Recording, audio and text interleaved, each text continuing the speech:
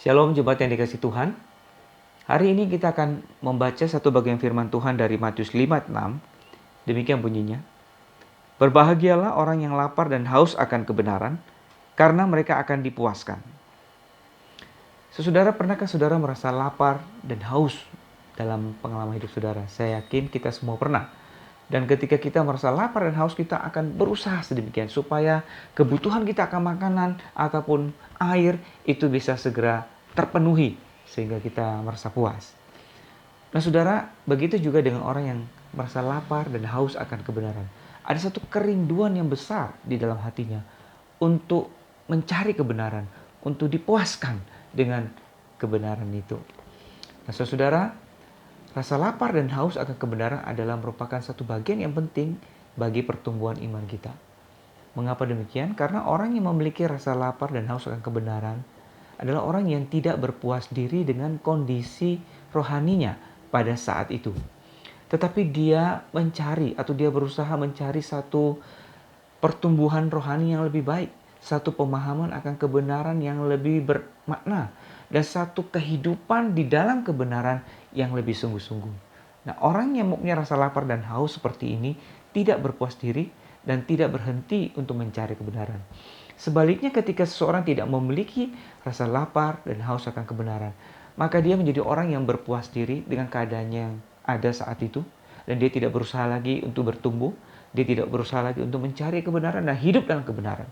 Sehingga pada akhirnya dia berisiko menjadi orang yang tidak bertumbuh, menjadi orang yang stagnan, bahkan bisa mati di dalam pertumbuhan imannya. Nah saudara, tentu saja hal itu tidak kita inginkan terjadi dalam hidup kita. Kita ingin menjadi orang yang terus bertumbuh di dalam pertumbuhan iman kita.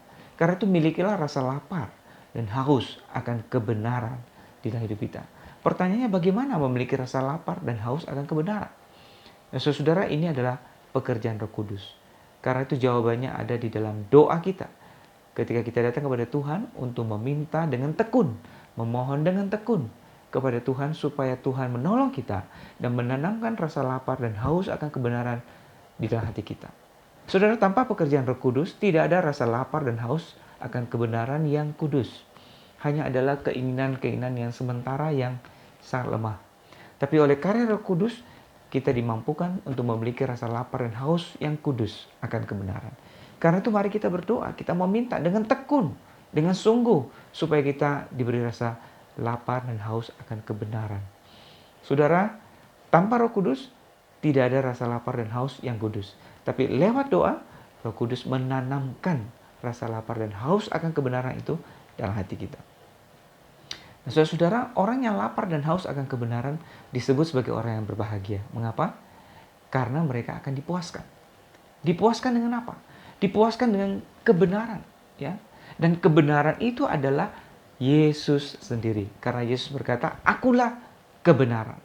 Saudara, dengan kata lain, orang yang lapar dan haus akan kebenaran akan dipuaskan dengan kehadiran Yesus dalam hidup mereka, yang akan memberikan hikmat di dalam hidup mereka sehingga mereka mengenali kebenaran, yang akan membimbing hidup mereka sehingga mereka bisa hidup di dalam kebenaran.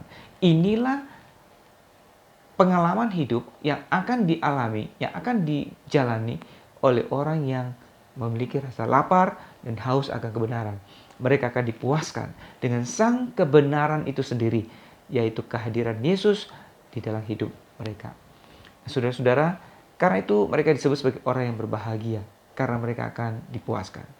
Sebagai anak-anak Tuhan, kita bersyukur bahwa kita sudah mengenal Yesus sebagai Tuhan dan Juru Selamat kita, dan Dia hadir dalam kehidupan kita. Karena itu milikilah selalu rasa lapar dan haus akan kebenaran, akan sang kebenaran itu sendiri.